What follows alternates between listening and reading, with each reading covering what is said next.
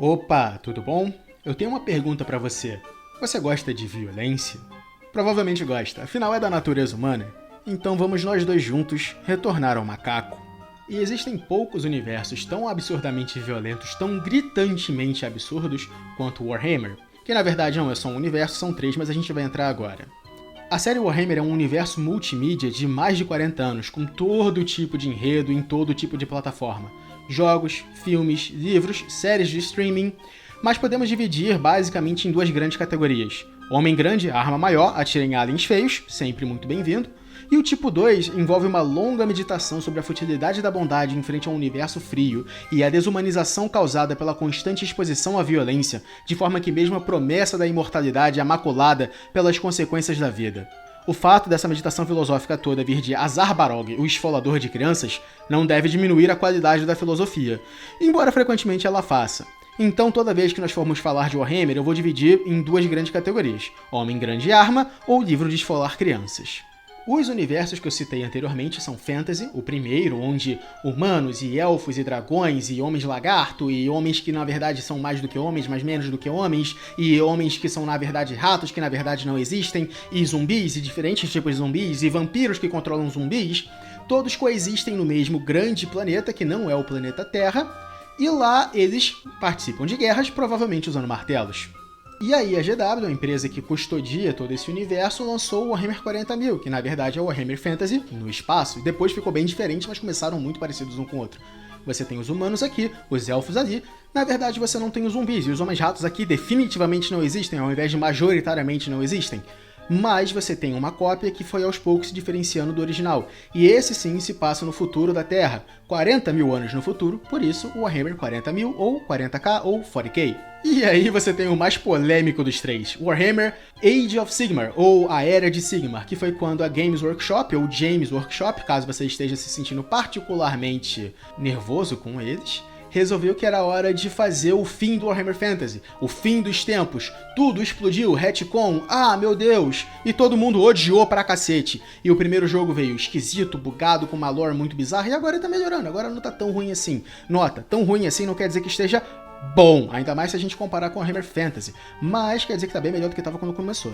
E aí você pode me perguntar, qual é o ponto de Warhammer 40.000? E eu tenho que lhe fazer a seguinte pergunta: o quão longe você está disposto a ir para abandonar toda a sua responsabilidade parental? Todo homem sente o chamado da compra de cigarros ao ouvir as temíveis palavras mágicas: Amor, eu estou grávida. Mas apenas os verdadeiramente dedicados a criar daddy issues estão dispostos a perder os filhos sem querer, encontrá-los os filhos de propósito e após a reunião abandoná-los novamente com uma nova sobreleva de traumas.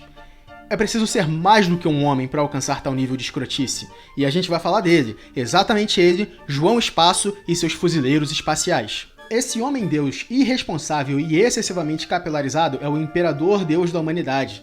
Incansável, intragável, inteligente e imbecil em iguais medidas, ele meio que é o personagem principal de Warhammer, caso você queira considerar Warhammer como um setting ou um universo que depende de personagens principais para rodar tom e tema. E é aquela, embora o Warhammer tenha 40 anos de idade, o seu lore tem sido relativamente estável, e nele o Imperador é um gênio incompreendido que levaria a humanidade para uma era de ouro nunca antes vista, ou é um imbecil com sérios problemas de inteligência emocional que não conseguiria convencer um náufrago a beber água potável. Sem meio termo, sem muita nuance, até recentemente. A gente vai falar da heresia do Horus em outro vídeo. Numa nota lateral, no Warhammer Fantasy você tem um deus imperador também, Sigmar. Sim, o mesmo Sigmar da Era de Sigmar, mas não na Era de Sigmar, ele era Deus Imperador antes da Era de Sigmar também. Na verdade, os dois Warhammer podem ser chamados de Era de Sigmar, só que um é chamado de Fantasy e o outro é Era de Sigmar, e a gente não vai entrar nesse assunto nesse momento agora. Nada disso é relevante, vambora! O Warhammer 40.000 se passa, então, 40.000 anos depois do nascimento de Cristo e 48.000 anos depois do nascimento do João Espaço, o cara mais central que nós falamos anteriormente. O tom varia entre o hilário e escroto e o eu tenho 14 anos e pouca supervisão parental. Mas apesar de eu zoar bastante, eu realmente gosto que nós temos um espectro bem diferente de obras dentro do mesmo universo. Warhammer tem livros, jogos, séries de internet, um episódio muito foda no Secret Level, muita coisa. A maioria delas está em inglês, porque assim como os Beastmen de Fantasy e o meu amado Warhammer Fantasy, a GW esqueceu que a América Latina existe, está cagando pra nós, está cagando pra mim, está cagando pra você. Mas os jogos, pelo menos, têm tradução, alguns, ou mods de tradução, a maioria, então meio que dá pra ter uma porta de entrada por ali. Jogos que eu recomendo bastante são Dawn of War, que foi o que me iniciou nessa franquia, Space Marine 1 e 2, o primeiro já roda até numa batata hoje em dia, o segundo realmente tá mais pesado um pouquinho, que são o ápice da história de Homem-Arma Grande, Mecânicos, que tem os meus queridíssimos TI do Império, numa missão de invasão domiciliar / arqueologia contra uma espécie de aliens robôs desalmados que na verdade tem Alzheimer. Eu sei que essa frase não faz muito sentido agora, ela vai fazer sentido nos próximos vídeos, e Battlefield Gothic, que é a Batalha Naval no Espaço. É maneiro pra caramba, mas também é Homem Grande Arma, e agora com a maior arma de todas, um navio inteiro de armas, é legal pra caralho. De livros nós temos Hell's Reach, que é sobre um super soldado xenofóbico e arrogante aprendendo aos poucos a ser mais xenofóbico, mas menos arrogante, e isso conta como ele sendo uma boa pessoa nesse universo. Os 3 primeiros livros da Heresia do Horus, que são uma mistura de livro de esfolar criança e Homem Grande Arma, e Caiaphas Cain, que é uma terceira categoria, muito rara, Homem Pequeno Risada. Caiaphas Cain é o ponto de entrada perfeito para quem quer se aclimatar à insanidade do Imperium sem se queimar com toda a soturna escuridão do 41º milênio, porque, meu amigo, o universo é soturno, o universo é sombrio, a noite é escura e cheia de horrores. O termo Grimdark em inglês tem essa pegada de horror e morte e caos com letra minúscula e destruição e tudo é triste, oh meu Deus, e vem direto desse universo. Todo livro que tem a ver com o Império tem uma introdução maneira pra caramba, e nessa introdução a gente tem a famosíssima frase: na soturna escuridão do longínquo futuro, há apenas guerra. Ou in the green darkness of the far future, blá blá blá blá blá war. E por que isso é importante? Porque não tem ninguém besta pra dar uma de herói, geral é vacinado e é cowboy fora da lei no espaço. Você tem heróis no sentido grego da parada, gente grande e forte que faz o que quiser e é cheia de fadas fatais. Tudo é sombrio, sujo, cheio de consequências, e o máximo que você pode fazer é adiar o inevitável. O declínio para uma morte lenta, numa espiral de destruição e auto-ódio. A vitória se consiste em: o planeta não explodiu hoje. Yay!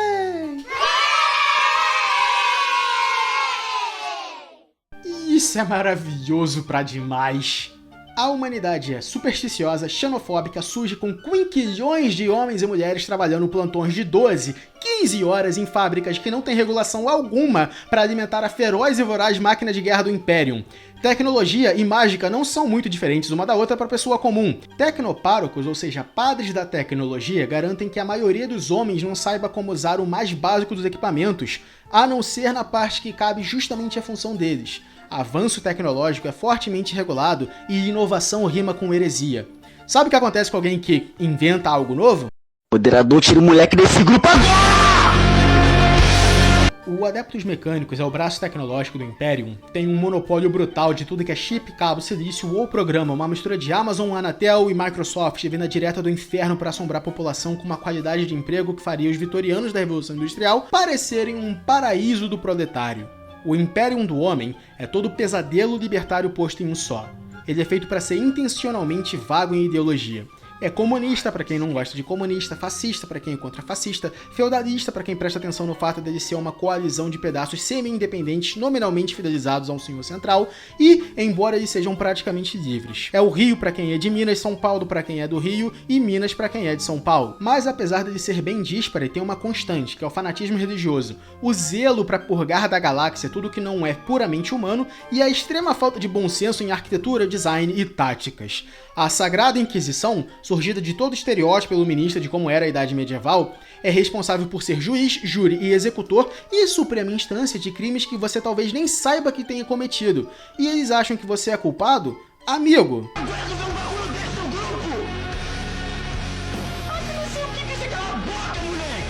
O Imperium da Humanidade é o Sacro Império Romano Germânico no espaço, com mais de tudo. Mais pólvora, mais violência, mais fanatismo religioso e maior tendência para guerras civis do que o castelo de cartas à beira do colapso, que era a Alemanha medieval.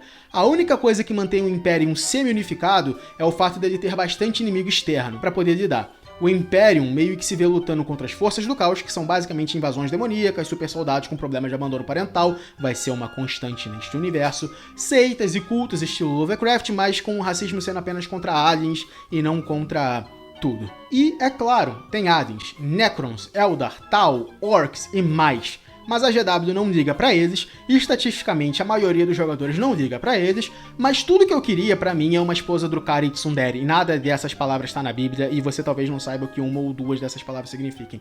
Mas tudo bem, vida que segue. Os aliens têm também o seu pezinho na xenofobia extrema, seja por impulsos biológicos de lutarem com tudo que eles veem pela frente, desconfiança das raças mais jovens, programação por deuses de além do tempo e do espaço, que fazem com que eles ajam como controle de pragas da galáxia, Alzheimer, cleptomania ou a necessidade de se alimentar. Não tem amizade é mágica, não tem friendship is magic, isso aqui não é My Little Pony. Enfim, voltemos a falar do Imperium. A gente vai falar dos aliens e do fantasy em outros vídeos. Lembrando que isso aqui é só uma explicação muito básica da história do Império, então eu não vou entrar na Guarda Imperial, nas diferentes legiões e capelas de Space Marines, ou no pesadelo bizantino da burocracia e estagnação que é o Império. Embora eu realmente ache muito maneiro o nível de absurdo de detalhe que a GW dá, também conhecida como James Workshop, ou Jaiminho, caso eu esteja particularmente irritado com eles. Só um adendo lateral rapidinho para que vocês entendam por que eu acho tão maneiro a burocracia imperial. Tem uma personagem nesse universo, uma menina, que ela está extremamente entediada com o trabalho burocrático maçante que ela faz. E ela, por tédio, por ódio ao tédio que ela tem, sabotou 2 ou 3 documentos pequeniníssimos, numa longa escala de pessoas. E com isso, ela causou tanto estrago quanto um senhor da Guerra do Caos. Tudo que ela precisou fazer foi errar no preencher uma papelada. Planetas são rotineiramente perdidos e cortados do resto do Imperium por erros de arredondamento na declaração do imposto de renda do setor. Pessoas podem ser presas pelos erros e crimes dos seus ancestrais, porque a sentença demorou gerações para passar pelos trâmites legais do Imperium. As únicas coisas que funcionam completamente livres das amarras de burocracia são as ordens de super soldados, os Astartes e os Custodes, que fazem o que querem, vão onde querem e não respondem a ninguém além dos seus irmãos, e a Inquisição, que é uma mistura de KGB, CIA, Gestapo e Inquisição. Esses grupos com poderes além da conta e com uma inclinação única ao fanatismo, ao espalhar a palavra do João do Espaço, seria mais do que suficiente para as ambições de qualquer um na Era de Ouro da humanidade juntar milhões de mundos. Mas no estado atual, mesmo com os poderes de prender sem mandato, de matar sem motivo, de torturar e destruir e chantagear até mesmo os mais altos nobres do Império, essa galera ainda não é o suficiente para estancar a maré de aliens, mutantes e hereges. O Imperium tem uma longa e dolorosa história de extremistas que passaram do ponto, mas ela é muito pequena, sendo comparada à história dos extremistas que não passaram do ponto o suficiente. Mas falemos da história do Imperium. A história começa, por incrível que pareça, na Turquia 8.000 anos antes de Cristo, quando um senhor da guerra imortal, mais provavelmente intolerante à lactose, desenvolve o primeiro gosto por poder e começa seu plano longo para manter a humanidade coesa. Percebendo que simplesmente esmagar seus inimigos, vê-los fugir para sempre e ouvir o lamento de suas mulheres não é o suficiente, ele não conseguiria ir muito longe sem uma quantidade absurda e merecida de resistência, ele resolve trabalhar nos bastidores para que a humanidade se desenvolva sozinha. O que ele fez nesses bastidores? Durante a corrida pela África? Não sei. Entre 1939 e 1945? Não perguntaremos, porque a GW se recusa a me responder, não importa quantos e-mails eu envie, porque eles são grandes covardes que não merecem. Entre 8.000 anos antes de Cristo e 2025 DC não é exatamente Lord Warhammer, embora o Imperador tenha juntado seu grupinho de imortais também. Essa iniciativa vingadora de pessoas mal adaptadas à sociedade e perpetuamente vivas apoiava o Imperador em seu plano de ter uma humanidade coesa, mas, aqui é importante, o Imperador é um sociopatinha do caralho metido a sabichão com muito mais poder do que bom senso e aos poucos foi isolando seus amigos até ele se ver sozinho com a Herda, um retcon relativamente recente, mas companheiro do Imperador e mãe de seus filhos. Sairemos do foco do Imperador e vamos falar do resto da humanidade, que caminha com passos de formiga e sem vontade. Tivemos Grécia, Roma, germânicos, yorubás, lusitanos, brasileiros, 7-1, Guerra do Paraguai, crack, ida pra Marte, saída do Sistema Solar. Aqui, eu espero que vocês notem, não estamos mais falando de livros de história, e sim de lore puro. Tecnologia beirando os limites do que é mágica e... BOOM! A humanidade vira uma civilização interestelar. Mas, como disse um filósofo uma vez, quanto mais dinheiro, mais problemas, e a humanidade não alcançou esse estado utópico por muito tempo. Os Homens de Ouro, seja lá o que eles foram, se rebelaram. Os Homens de Ferro, isso aí nós sabemos, inteligências artificiais que depois foram banidas, também se rebelaram. As inteligências artificiais foram banidas porque elas são propensas a se rebelarem nesse universo e querem destruir a humanidade. Eles querem ser a espécie dominante do planeta e vão nos destruir para conseguir isso! Destruir legal! Destruir legal! Destruir legal! A humanidade agora não mais tem inteligência artificial, mas como muita coisa precisa de computador muito foda para rodar, a humanidade resolveu achar um jeito e passamos a rodar Doom direto no cérebro humano. Inventamos os servidores, máquinas orgânicas de pessoas lobotomizadas que acabaram se transformando numa espécie estranha de escravo, computador, arte decorativa e lembrete constante que mesmo antes do Imperium, a humanidade de Warhammer tinha sérios problemas psicológicos e sociais. Servitors dão um vídeo de 1 hora, ou mais, no futuro, mas por enquanto essa descrição de escravos lobotomizados produzidos em massa vai ser tudo que é necessário. E, é importante notar, servidores não são crimes de guerra, ou contra a Convenção de Genebra, tecnicamente. Aproveitando que estamos falando do tema tão bonito quanto crimes de guerra, vamos falar da Era de Ouro da tecnologia, ou a Era das Trevas da tecnologia, dependendo de quem você pergunta, onde a humanidade parecia possuir armas paracausais. Você não atirava munição e ela causava um buraco. Não, você atirava o conceito de ter sido alvejado e o universo tinha que se virar para jogar uma bala onde você alvejou o cara com o conceito paracausal de você levou um tiro.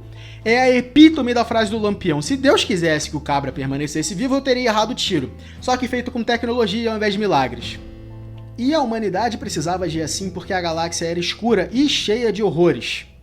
Os mais famosos e os que duraram até o milênio 41 são orcs, que agem e cheiram como a torcida organizada do Corinthians, elfos, mas não no estilo Senhor dos Anéis, mas sim no estilo caçada selvagem misturado com Hellraiser, e mega aracnídeos, que são aracnídeos em tamanho mega.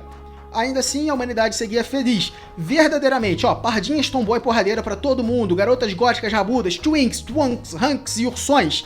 Havia um pouco de tudo pra todos e um pouco de todos pra tudo. Mas até mesmo o mais rico dos seres humanos é pobre perante os deuses, e a alegria de pobre dura pouco. A maioria de vocês sabe que é impossível viajar mais rápido do que a luz em qualquer universo. Só que, e aqui é importante, Warhammer tem uma vantagem. O inferno é real, ele existe e as regras não se aplicam ali. Então a humanidade simplesmente utilizava o inferno como via expressa, por assim dizer, para ir mais rápido do que a luz. Se você joga Minecraft, é mais ou menos como usar o Nether para poder viajar.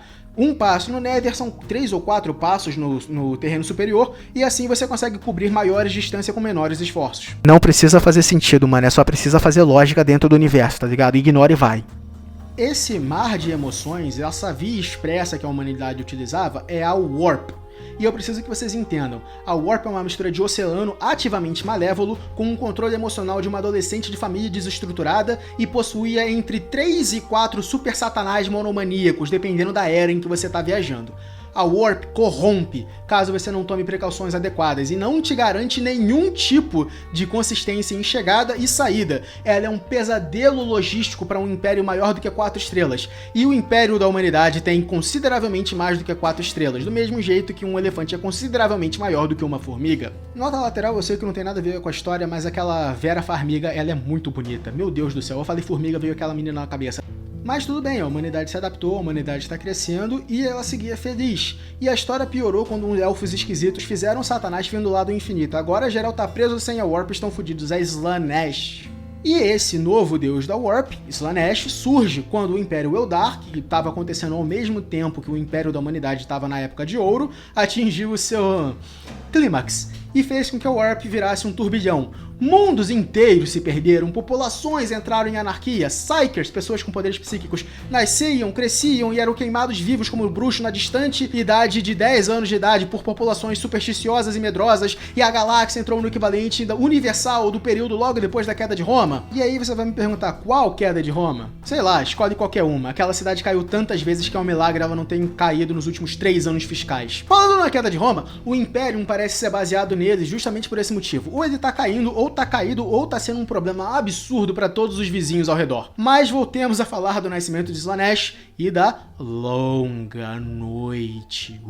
Os Eldari, ou os Elfos, ou os Eldar, eles tinham deuses próprios naquela época. Isha, Kelamensha Kane, Kegorar, ou Segurath, eu não sei como é que se fala o nome dele, a GW não me ajuda com a porra da pronúncia das palavras, mas tudo bem. Eles tinham deuses. Slaanesh é, tecnicamente, uma deusa Eldar também, embora eles não admitam, embora eles não queiram admitir e embora eles matem violentamente qualquer um que fale isso pra eles. Porque filho feio não tem pai e abandono parental é uma constante nesse universo.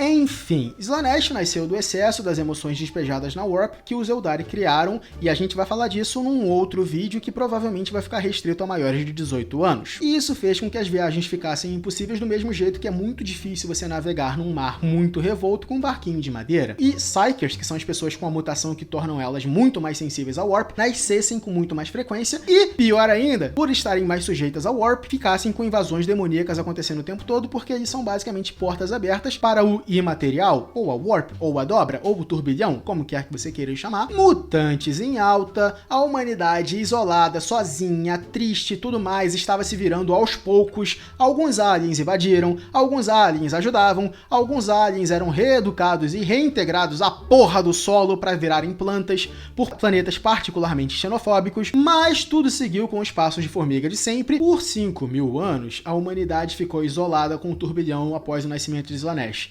Enquanto isso, na Terra, o Imperador João Espaço viu todo o caos e destruição, caos com C minúsculo, sempre importante, que tinha se apossado da galáxia e resolveu que isso não era bom.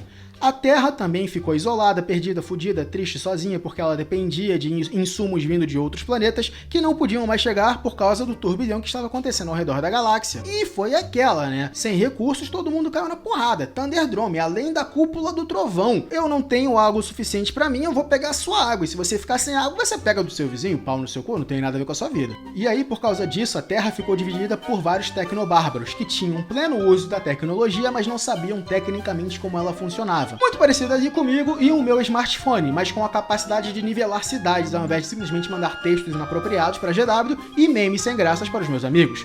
Dentro da Terra, também, alguns senhores da guerra local estavam tendo acessos com geneticistas muito fodas que, francamente, deveriam ter sido presos e levados para frente da corte de Aya só por terem pensado nas coisas que eles estavam planejando em fazer. Imagina só o fato de que eles fizeram elas repetidamente. Mas se uma pessoa desenvolve super soldados, uma corrida armamentista de guerreiros trembolona começa a ocorrer. E aí o Imperador, que não é bobo nem nada, também estava na Terra, teve acesso aos mesmos geneticistas que todo mundo estava tendo, resolveu que ele ia fazer os Thunder Warriors, os Guerreiros do Trovão, inspirados em Mad Max e Frank Frazetta, que eram instáveis, insanos, insuportáveis e impossíveis de serem dominados, muito semelhante à minha experiência com o Carioca padrão. E ele passou um bom tempo, quase 800 anos caindo na porrada terra fora, com todo mundo ao seu redor, fazendo o que ele faz de melhor, esmagando seus inimigos, vendo eles fugir para sempre. Isso é uma moto, filho da puta, interrompendo a minha segunda referência ao Conan nesse vídeo. Unificando a Terra, ele foi para Marte, onde ele se implantou como uma figura religiosa central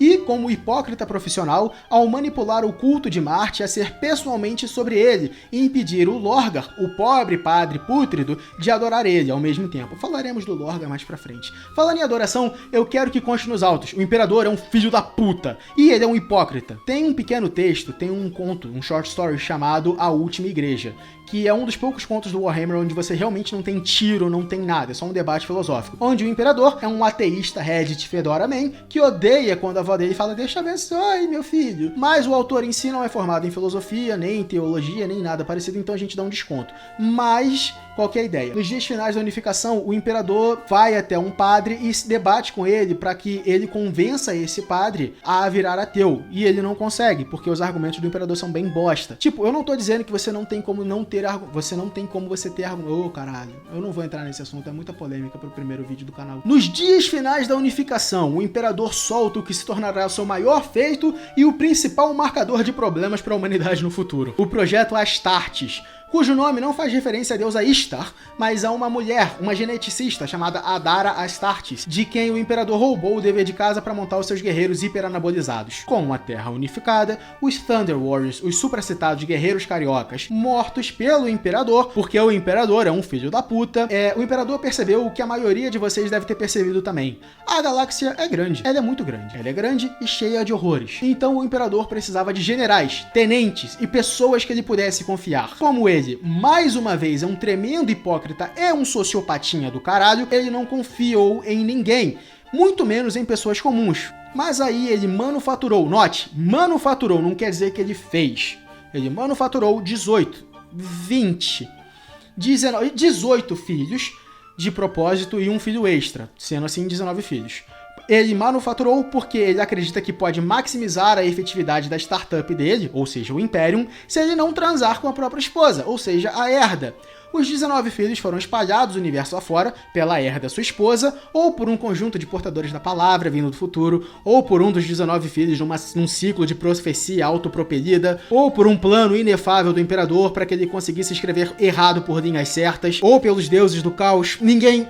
Tanto faz. É porque a GW parece que não conversa com a própria GW quando eles escrevem o livro. Nada disso importa, vambora. Os melequentos foram espalhados e é isso que importa. Essa dor de cabeça de retcon em cima de retcon não interessa nesse momento, vambora. As crianças caíram em mundos que não só são compatíveis com a vida humana, mas eles também são perfeitamente, tematicamente relevantes aos temas e métodos que essas crianças vão desenvolver, viver, morrer e lutar e tudo mais. Vamos falar de cada um desses mundos quando entrarmos nas partes de explicar sobre as legiões de Space Marines, ou Astartes, e seus primarcas, os filhos do Imperador. Enfim, o Imperador saiu, galáxia fora, catando seus filhos numa tentativa desesperada de não ter que pagar pensão pra Herda e para que ele pudesse delegar a tarefa de liderar as 18 legiões de soldado Durateston, que são os Space Marines. Conforme ele ia achando os moleques, ele também ia junto unificando a galáxia e ele forçava a lógica imperial nessa galera. E ensinava conceitos de como ser um bom ditador militar de boa qualidade. Não bom de boa pessoa, mas bom de boa qualidade. E fazia questão de doutrinar todos num ateísmo anticaótico. Caótico aqui com letra maiúscula, vocês vão perceber a diferença logo logo. Enquanto ele propositalmente segurava para si a natureza do caos, aumentando consideravelmente a chance desses super soldados semideuses caírem para o grande inimigo. João Espaço decidiu então voltar para casa, no meio do planeta Terra, enquanto os filhos lideravam as guerras que ele tinha que lutar por si mesmo. Mais uma vez, não foram os filhos que começaram as guerras, o Imperador começou essa porra e delegou pros filhos, porque é isso que um excelente pai faz. Faz merda e deixa você pagar. Não é Vinícius. Falando sério agora, o Imperador tinha bons motivos para voltar para a Terra. Ele estava querendo fazer com que a humanidade não fosse tão dependente da Warp e que a humanidade pudesse acessar a Webway, que é como os Eldari fazem para viajar mais rápido do que a luz. Muito mais seguro, talvez até mesmo muito mais rápido, mas com certeza muito mais estável. E dessa forma a humanidade ia se livrar da Warp de forma plena. Mas, mais uma vez, esse plano depende do Imperador roubar o que é basicamente a ciclovia dos Eldari. Isso teria sido a mesma coisa que no meio das expedições vikings, você chegar pro Harald Bluetooth. Sim, o nome dele é Bluetooth e vem daí a porra do negocinho que a gente usa pra sincronizar os fones de ouvido. Imagina que você dá pro Harald Bluetooth um chefe de guerra qualquer dos escandinavos, um C-130, o meu queridíssimo Hércules da Força Aérea, e você dá pra ele gasolina infinita, no meio da época das grandes migrações vikings. É isso que o Imperador queria dar para a humanidade. Roubando dos Eldari. É sempre bom lembrar. Mas, e aqui é importante a gente lembrar, Horus é um filho adulto, o filho favorito do Imperador, e ele ficou sem supervisão por, sei lá, 20 anos, talvez menos. E Horus, ou Horácio para os íntimos, resolveu que ele ia fazer uma pegadinha, uma hahaha com o pai dele. A heresia do Horus, a guerra civil causada por deixar um filho adulto de 200 anos ou mais sem supervisão, afundou a galáxia em quase uma década de guerra civil e deve ter exterminado ali pelo menos 1 trilhão de vidas. Que conste nos autos. Adultos, super soldados, pós-humanos, extremamente inteligentes, adultos, e os caras não aguentaram tipo 2 anos sem supervisão. Por isso, eu não vou deixar herança pros meus filhos. A chance deles darem uma de Horus e gastar tudo em crack e puta não me deixa feliz. Enfim, os primeiros livros da heresia do Horus são uma mistura de homem, grande arma e esfolamento de crianças, com a maioria dos livros pendendo mais pro primeiro, homem, grande arma, do que pro segundo. Eu detesto o motivo inicial do Horus ter caído, vamos entrar nele mais pra frente, mas resumão do resumão, não é isso exatamente, ele foi esfaqueado com uma faca de cocô, e com isso ele ficou muito puto e facilmente manipulável. Ele era pra ser tipo o mais sagaz entre os irmãos, mano, é tanta coisa pra GW escrever e eles escrevem essa merda numa faca de cocô que deixa o cara puto com o pai. Tudo bem, tanto faz, vambora. As legiões, legalistas e traidoras foram estilhaçadas, planetas foram queimados, problemas surgiram, o Imperador ficou quadraplégico, mudo, apoplético e acorrentado a um sistema de suporte de vida e apoio logístico ao Imperium, na Warp, porque agora acabou a ideia de usar a Webway, e todos os dias 1000 Psykers, pessoas com poderes psíquicos, são sacrificados a ele, e a humanidade entrou numa lenta e humilhante espiral de declínio, destruição, disrupção e delírio que fez com que quase 10 mil anos depois eles se tornassem a teocracia feudalista brutal que vocês amam e conhecem. E os traidores que caíram pro caos agora lutam pelo que eles chamam de a longa guerra, que é coping. É coping and seething. Eles estão tentando arrumar desculpas para o próprio fracasso. Eles estão tentando justificar para si mesmo que eles não perderam. Não! Eles só não ganharam. Eles não conseguiram os objetivos principais, eles não conseguiram os secundários, os terciários, e meio que mais ou menos conseguiram objetivos quaternários, porque o Perturabo, meu queridíssimo Pedro Brabo, conseguiu manter a coesão das forças do caos com C maiúsculo agora, por tempo suficiente para furar o muro de proteção do Palácio Imperial, catar a bola dele e falar: eu vou embora, vocês não sabem brincar! Enfim, os traidores foram debandados, o Perturabo agora é um grande demônio do caos, a maioria dos traidores virou um grande demônio do caos, alguns leais viraram criaturas da Warp também, essa parte toda não importa. Mas ao longo dos séculos, as ordens imperiais foram surgindo, ordens burocráticas, e coisas foram sendo criadas para garantir a integridade do Imperium. A Eclesiarquia, que manteria a coesão do Credo Imperial, o Monitorum, que gerencia a Guarda Imperial, os recursos para a guerra e os impostos em homem para os exércitos convencionais. Tem os Adeptos Mecânicos, que é o ponto de ligação entre o Imperium e os homens do culto à máquina, que queriam desesperadamente se manter livres e independentes do Imperium, o Officio Assassinorum, responsável por, pelo como o nome diz, assassinar e eliminar ameaças. Os representantes da frota do Imperium, que seria o pessoal das naves, menos SUS e mais Bene Gesserit. Também com coisas como as Irmãs de Batalha, as Irmãs do Silêncio, os Custodes e mais outros enviados e representantes no Senado Imperial, no Palácio Imperial e no planeta Terra. A burocracia expande para atender às necessidades da burocracia em expansão. E aí, 10 mil anos depois, o Imperium virou um pesadelo de logística e falta de bom senso que ele é. Cheio de burocracia, cheio de redundâncias, cheio de problemas. Imperador da humanidade. Maravilhoso! Para poder explicar como é que funciona mais ou menos o Império na humanidade, eu quero que vocês imaginem o seguinte. Tem um homem pendurado num precipício. Ele tem, obviamente, 2 braços. Com um deles, ele segura desesperadamente a beirada, e ele talvez conseguisse se erguer, mas ele prefere usar o outro braço para dar um soco no amiguinho que está ao lado dele. Esse é o Império da humanidade no 41º, 42º milênio.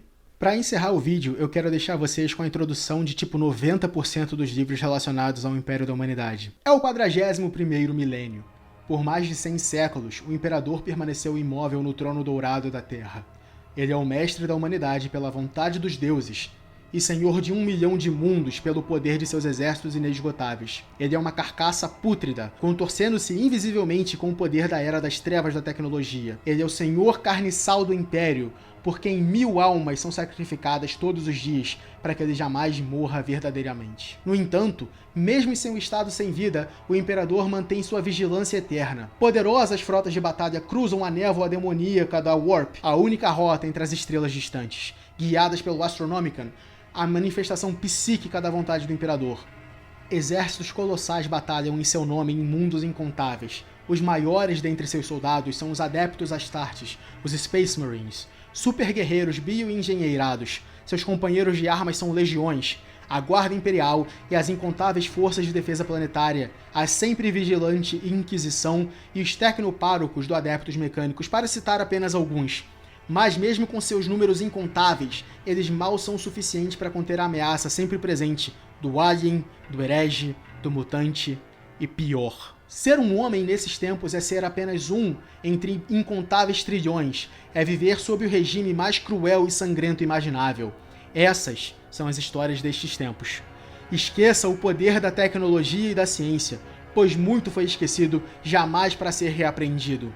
Esqueça a promessa do progresso e compreensão, pois na soturna escuridão do futuro distante só existe guerra. Não há paz entre as estrelas, apenas uma eternidade de carnificina e matança e o riso de deuses sedentos. Maneiro pra caralho, né? Enfim, até o próximo vídeo.